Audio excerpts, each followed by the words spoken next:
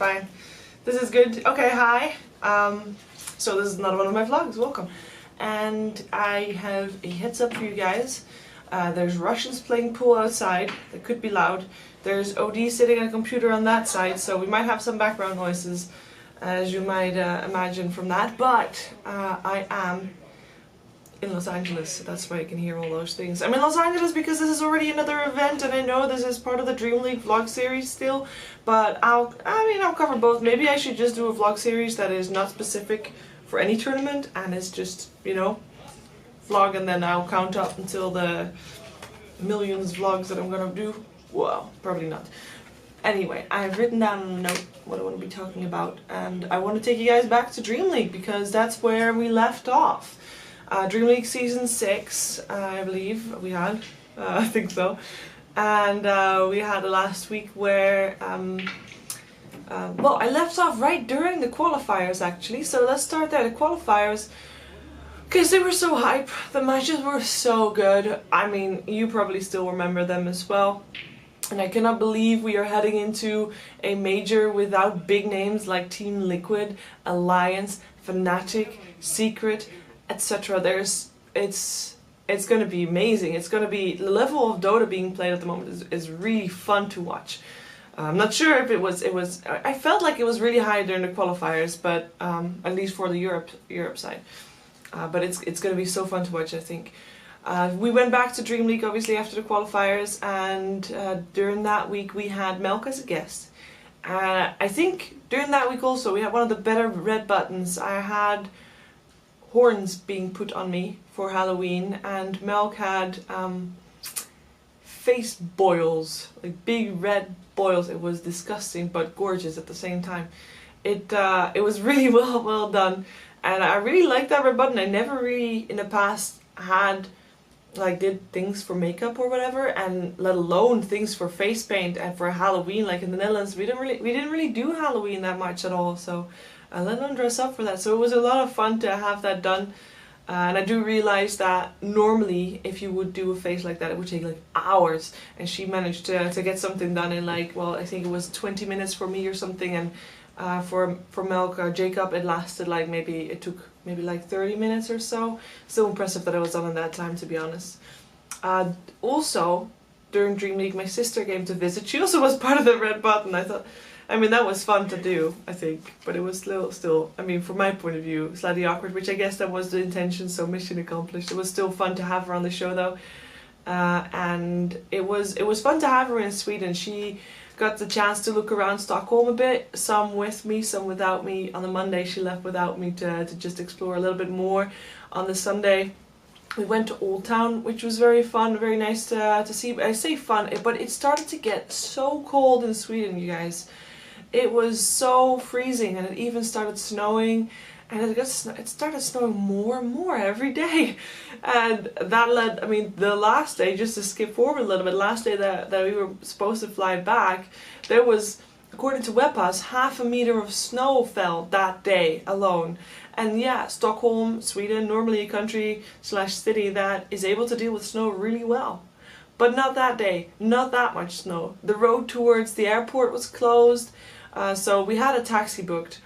And me and ODPixel went to the airport at the same time, so at least, you know, at least I didn't have to go through that alone. We had a taxi booked. It was supposed to be coming at 10 AM. Now, okay, it was a deep layer of snow, so of course it's going to be slightly late, but it was like half an hour late. And, you know, you start to doubt, is the taxi actually going to be there, because there's nobody on the roads, because it is snowing really hard and there's a lot of snow on the road. But he came. He did. The first thing he said though, I can't take you to the airport.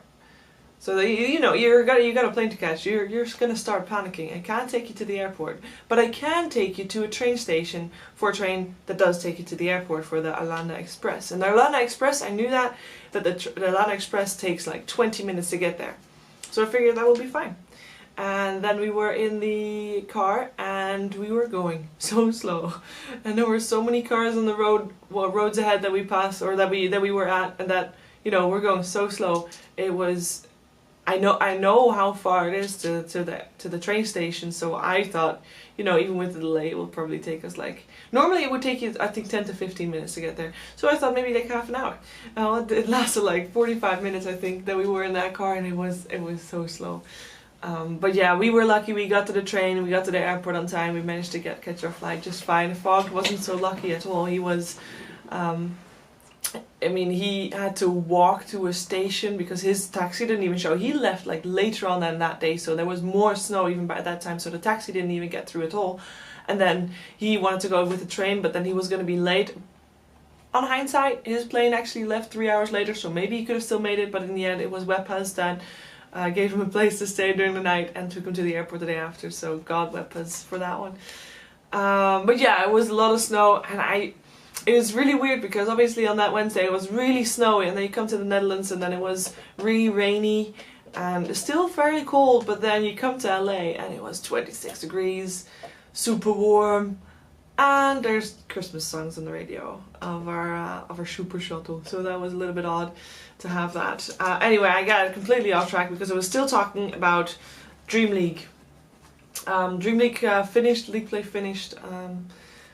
Unfortunately, Virtus Pro decided to drop out, but it does make sure that the Alliance gets to go to LAN. So personally, I think it's really a shame that Virtus Pro doesn't get to go to DreamHack Winter, and I guess it's kind of understandable from their end, but at the same time, they could have known that in advance, and I don't know. It's a tough situation to be in from either side, so I don't know who's right or who's wrong or what's good and what's not.